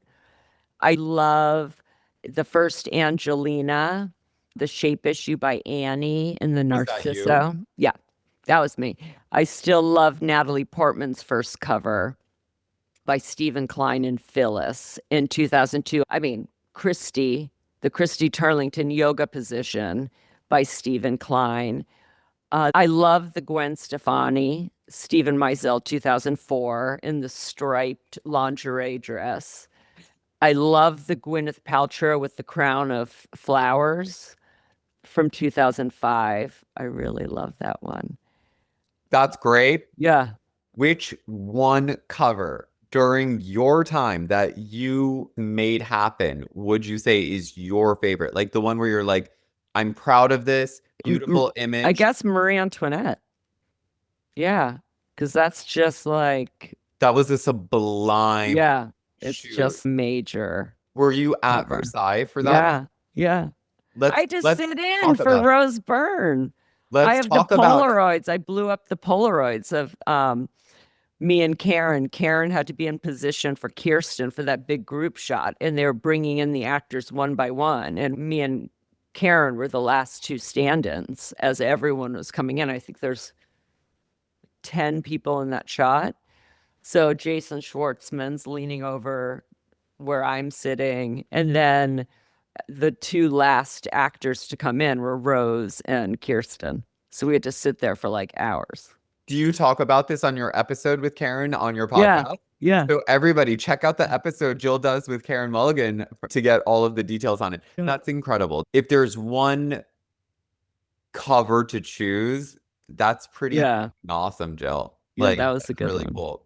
All right, so let's talk about departing American Vogue, because it's not an easy decision. If you're in that environment, it is not an easy decision. It becomes a very comfortable environment because you do feel empowered. You do feel constantly challenged. It is an exciting, exhilarating environment, especially when you're surrounded by talent such as yourself. So how did you make that decision, and what was the impetus behind it? I think by then, I mean, a lot of things have changed, right? We've already seen how the industry has shifted a bit after the market dip or collapse, whatever you want to say. Was that like 2009? Yeah, that was the first one. Yeah, the first one. And then you're seeing the digital age. Social media's getting bigger. The importance of magazine as a celebrity's billboard is lessening. They now have their own billboard that they own. They're not at the mercy of someone else to get whatever they have to get out there, whether that's opening of their film, release of their new album. So they're not so reliant on us. And if they still like us, then they know that we know that we need them more than they need us, because we have an empty billboard that we have to put something on every month. So it's not like magazines, there was more magazines and there was more competition and we weren't the best anymore. It wasn't any of that. It was just the interest. Doing the cover and playing by our rules wasn't there as it once was, where it was like a dream. Oh my God, yes, I'll do whatever you want. Of course, I'll shave my head. I'll wear that dress. I'll dye my eyebrows. You can airbrush me. You could do whatever. It was much more controlled. So that happened. And then the company. Before you get there, did you shave somebody's head? No, but. Damn it. I thought you were going to be like, yes. Did we cut their hair? I'm sure we did. Point, somebody's hair had to have been cut for a shoot. But sorry, you were saying the company. Yeah. So then the company, we're going through this whole thing where we're trying to save money. So the talent group has started. When I first wanted to leave, when I first wanted to do more casting, Anna said, how about if I start a casting division for you to run? That kind of ended up to be the talent group, but all that really meant was now I'm responsible for more magazines. And we're now supposed to be sharing information, not competing against one another. We should be, as a company, competing against other companies, not within our company. It was just getting harder. We were needing celebrities to do more when I just explained they wanted to do less. So you'll get a cover if you do these 3 videos. Maybe, no way. We needed more content from them. We were more reliant on them. But we weren't opening up the type of people we do that for, right? So it's not like we're going down to the next level. Who would have been excited to do that? We didn't just want, we're fully reliant on as a company. It was just getting harder, and all the parts that were so fun were no longer. And, it's just time. It was time. How many Rihanna covers? Although I could do a million Rihanna, but how many Jennifer Lawrence covers till I'm done, right? I love it. I love it. No, I understand entirely. And you did build the talent group into a force, to be honest. I feel like a lot of the people who are under you are still there, if I'm Yeah. not mistaken. Yeah, they're still there, still doing what they're doing. I mean, they didn't have 19 years before they got there. So, maybe in 17 more years, they'll be ready to leave too. But it was just really fun at the beginning. The legends were all there. We could do a lot of things that I guess we just like really couldn't do towards the end. I kind of feel like there was more boxes we had to tick or more assets we needed to get. It just felt like a struggle, and it was missing all the fun parts. We didn't have the money to do those massive trips. You have these great ideas, but you can't implement them because you don't have the budget to. I felt like all the freedom from before, I felt like it was more of a pay to play type of situation. I don't like hearing no, and I was hearing a lot more no's than I was used to. So let's talk about your collaboration and relationship with Edward Enninful, because I feel like you guys, similar to you and Anna, really great chemistry. And so after you leave American Vogue, you set up your own casting agency. You've already been doing some projects for like The Gap and stuff like that. But you now are also going to be booking in conjunction with internal stakeholders. Edward. Yeah, I always knew I was going to do that. Nothing was random. I wanted to be able to give Anna the opportunity to keep me freelance. I had been with her 20 years, but the point was I wanted to be freelance. I didn't want to get out of magazines. It was taking way too much time for what the pay was. I had a young child. The stress wasn't worth it. The emotional reward was no longer worth the investment. Yeah, the investment. So I still wanted to do magazines, and I still am doing magazines. But Edward, when he took over British Vogue, I had been working with him. I did the Bridging the Gap. I did his casting for that. He wasn't able to tell me that he had gotten that job. It was total secret. So when I had negotiated taking over the talent group, I had no idea that 2 weeks later he was taking over a magazine. Had I known, I probably would have gone with him at that time, just because I knew there's some women at Vogue who are not kind, that have high power positions under Anna, who just do not make it emotionally healthy or enjoyable to work there. And having a daughter, I need to put my emotional well-being above myself. And I knew that with Edward, we had a great relationship. He considered me an equal, and I could bring my talents to London and still live here. There was a time frame we had to kind of wait. There's a process. We didn't want it to seem like he was poaching me, because that wasn't the case. And we didn't want the press to think that, because it was untrue. So giving it enough time and starting there after I had trained someone and had done everything the right way, I could jump right in there and start working on covers. And that was my sole focus. What did you think of London? Because I saw you when I lived there at all the British Vogue BAFTA parties. Yeah. I mean, I didn't go there much, but yeah, it's definitely different. And the office is so much smaller and different, and it's Edward running it. So there's just a relaxed feel. Not that people weren't working hard. It was just, you didn't have that heightened air, that feeling of work. It felt more collaborative, and it was fun to be able to bring him some firsts, like the first time he got Beyonce, or the first time he got Angelina, the first time he got Adele, the first time he got Lady Gaga. He had a bucket list of stars he wanted and that he had wanted too, but I'd always been against him, and I was always going to get him. Yeah. Like Yvette said, Beyonce goes where Jill is, because I never didn't get Beyonce. And if I didn't get her, it wasn't because someone else did. It was because it was going to be 2 months from now. I love that. So that was wait. fun. And it was fun to be able to do them a different way. And there was more freedom in the way we did these celebrities too. You glossed over this. Talk to the audience a little bit more about Vogue House, because this is in London. It's where Vogue used to exist. They have a new glossy office now, but you've been now at 350 Madison, 4 Times Square, One World Trade. Now you're at Vogue House, which is super historic. There will be nothing like this ever. What was it like? Well, it was smaller. Well, I mean, I'm coming from One World Trade Center, the tallest building in the Western Hemisphere, to this like cute building. Everyone was very close. Oh my It was God. like one space. I would try not to drink water at One World Trade because to go to the bathroom was so far away. Everyone was talking to one another because it was open.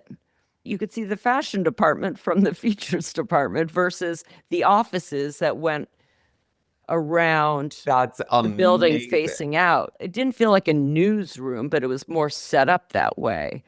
So you're in this much more collaborative environment. You're in a free-flowing space. You're coming off of hearing no. Now you said that it felt more freeing. What was being said? Yes. Like what? Yeah, I mean, we still had to build it up to that, though, because British Vogue wasn't a competitor to American Vogue before he got there and while he was there. Like, no one was saying no to me at US Vogue to do British Vogue, for sure. They were doing a lot of British talent, a lot of models. Obviously, their first cover was beautiful. It got the attention of everyone. The Ottawa cover, Oprah got everyone's attention. So did Rihanna. When that Rihanna September came out, they come out before us at that time, which changed. But that was our Beyonce September, and they both had the floral headdresses. So it looked like we were copying them, but of course, having no idea that that was going to be the cover. But, I wanted him to be a competitor with American Vogue. So when I got there, that was my goal. Let's be the #1 magazine that everyone wants to do. And I love that. And I feel like there were those moments, very much so. I really felt like what you did there with Edward was really create, as you said, like memorable moments and images. And so let's talk about that second to last issue where you assembled, 40 women? Yeah, that was the last issue. So that was the March 2024. So Edward was leaving at the end of 2023. So what we were booking as his last issue was going to be that March. So yeah, it started as a smaller number. It was like 3 people. It was kind of like, okay, if we do Nicole, Oprah, and Fonda. Those 3 were the 3 we had started with. It was like, okay, so Oprah is going to do it. Jane is going to do it. And Nicole, it was about her schedule. So we pretty much then honed in on these 4 days that Stephen Meisel was available, that Edward could be in New York, and that these 3 could be available. Then it was kind of adding as we went. I think we were cool with 30, and then suddenly it was like 40, and it's like, what? And then it's figuring out. We knew that everyone we were going to put on it had already had solo covers. So that was one thing. There are other people we would have loved to have on it who had not had covers. So we were able to get Amber, someone that's very close with Edward, a solo cover before we shot that because we really wanted her on that cover. But yeah, kind of just kept building people and building people. And the only person we didn't get was Nicole. She was in New York, but she could not get out of filming. And that was because of SAG, because of that strike. It crunched her schedule, and there was just no way. Everyone else we were able to. Serena Williams was so ill, she flew herself in to make it, even though she was sick. Naomi Campbell had no voice. Iman, the Iman, it hurt her foot, but Jane Fonda was also in a boot. But people all got themselves there. We did not cover costs of cars. We had no budget for that. Because if we did that for one person, we'd have to do it for them all. And we didn't have that budget. Yeah. So everyone did it on their own dime. We kind of staggered the timing, but it was the quickest shoot ever. I mean, it was literally that shot was. And then we had all the images being taken of them going into the studio, because by the time we were trying to get 40 people ready and dressed, we had the time to snap the shots of everyone just kind of hanging out in the studio. It's shocking that we got it done. It really. Why do you think everybody said yes? I think for some people who had never had the opportunity to shoot with Stephen Meisel, for sure. For others that were close to Edward, probably knew what was going on and did it for him. Others, as a thank you for the covers he's given them to support him to make this something that was talked about forever. It's the love between them. Definitely a thank you. Definitely an honor. Definitely the opportunity to be part of something historic and iconic. Who was the hardest one beyond Nicole Kidman for you to book? I think Cynthia Riva was tough just because she was in Mexico. So literally getting her there for the time frame too. Because remember, I mean, Dua has Seth Meyers. It's not just the day, it's the 2 hours too.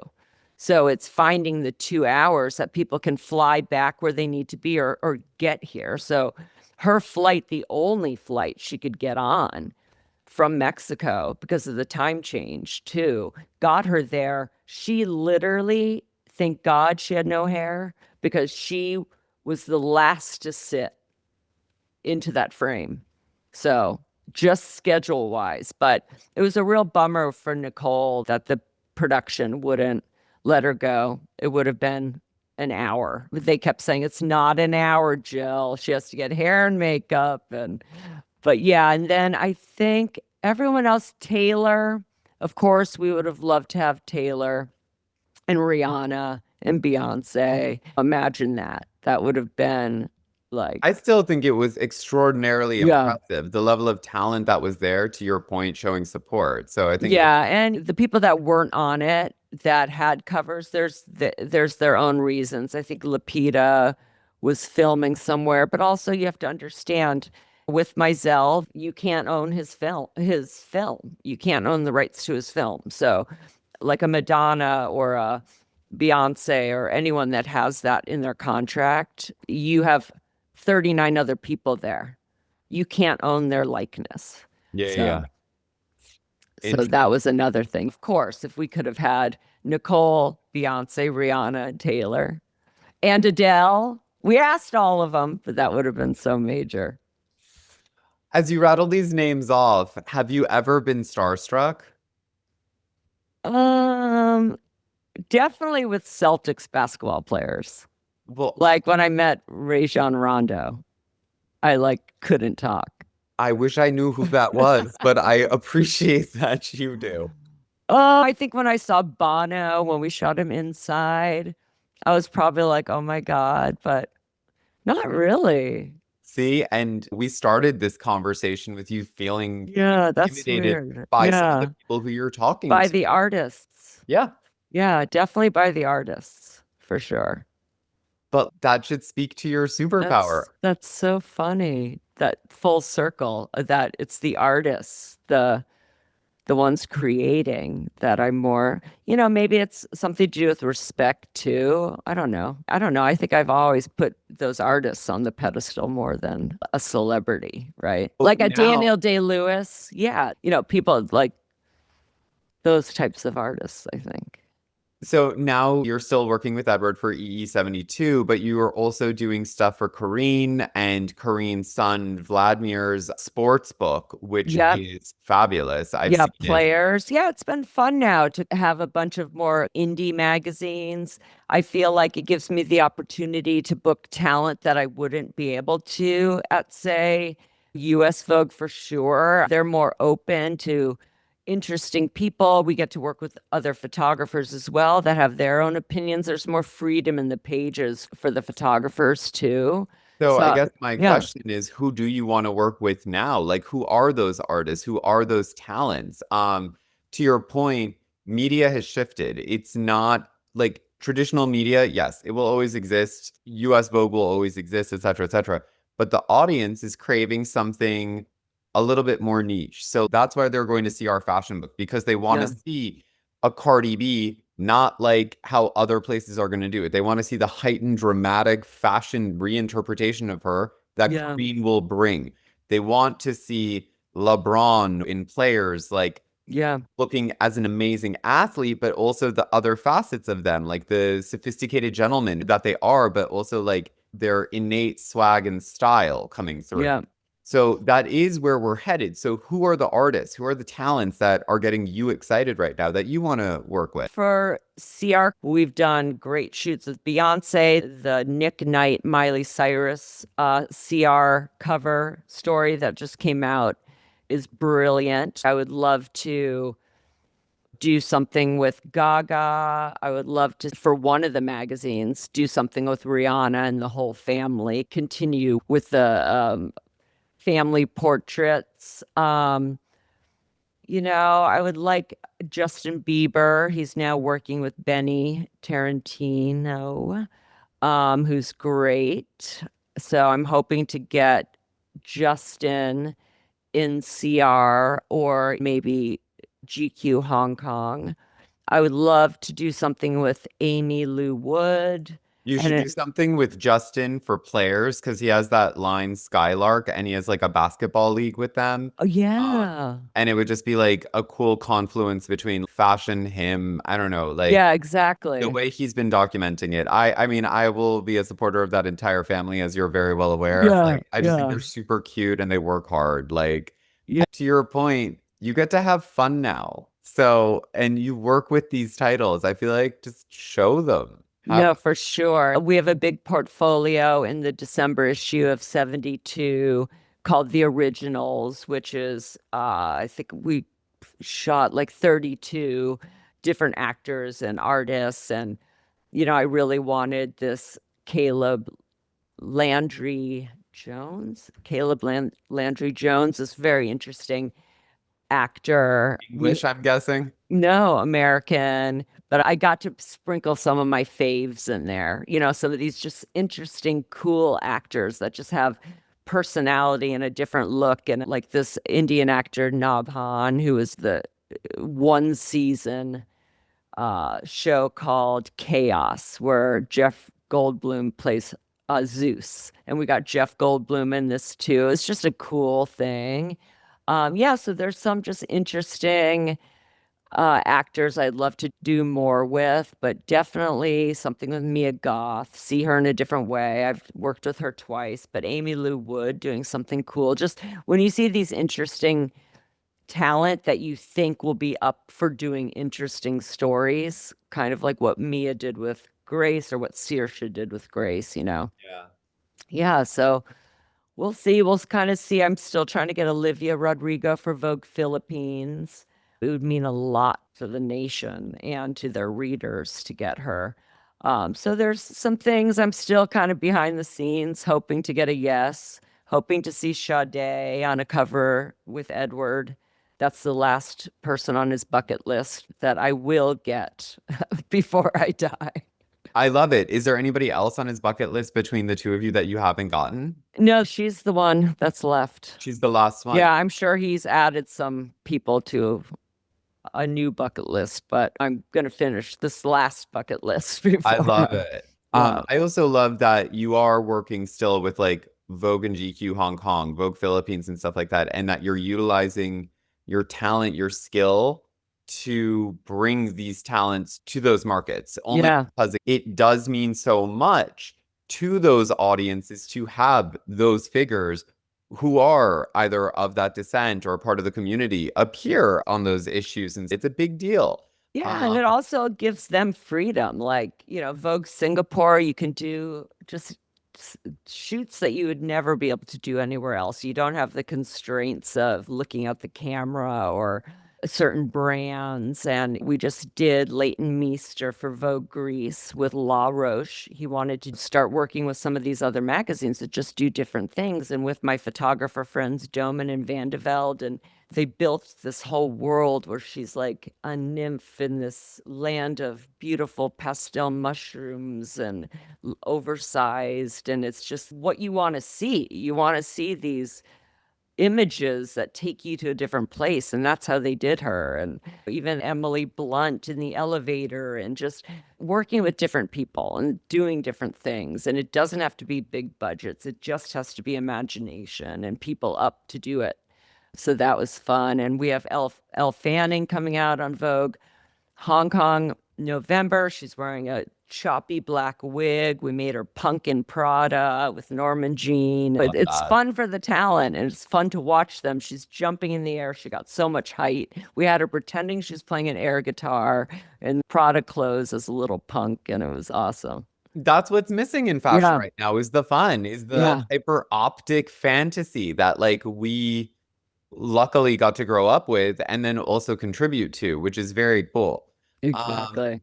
One of my questions to you is, only because you've collaborated and worked with Annie Leibovitz so much, who is one person that you want to see her shoot who she has not? I mean, I know she's photographed Beyonce for something for Disney. I think that'd be cool if we could strip it all down, right? If you almost think about one of her classic Annie portraits where you just see the person's soul, it's almost just like Raw. yeah. I think I'd want to see that. That is a good one. Yeah.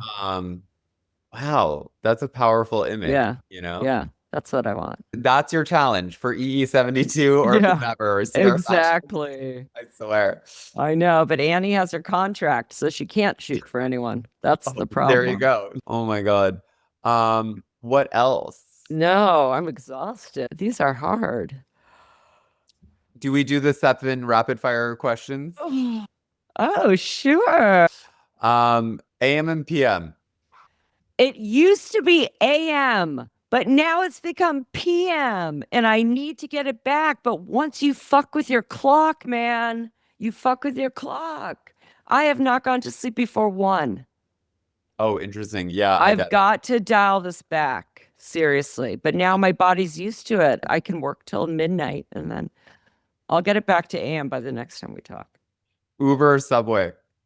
Uber. Yeah, but it should be Subway. Isn't that all of us, though? Yeah, exactly. Please. Book or film? Film. Oh, interesting. Okay, sweet or spicy? I like to think I'm sweet, but I'm spicy. I think you're a mix of both. I know the answer to this one. Spots or stripes? Stripes. Always. This last one does not apply. I am a top. Yeah, you give top energy. Are you kidding me? Well, and also just when I think about top, I only think about the top. Oh, I mean, The bottom can be basic. It's the top. Spoken like a true top, everyone. Jill Demling. The bottom can be basic. Oh my God, JD, I still have so many questions. This is amazing. Oh, You're great. This is exhausting. Yeah. But it's good. You're an amazing interview. Yeah, we could always finish it another time. All right. All right. I love you. Bye, love. Okay, bye.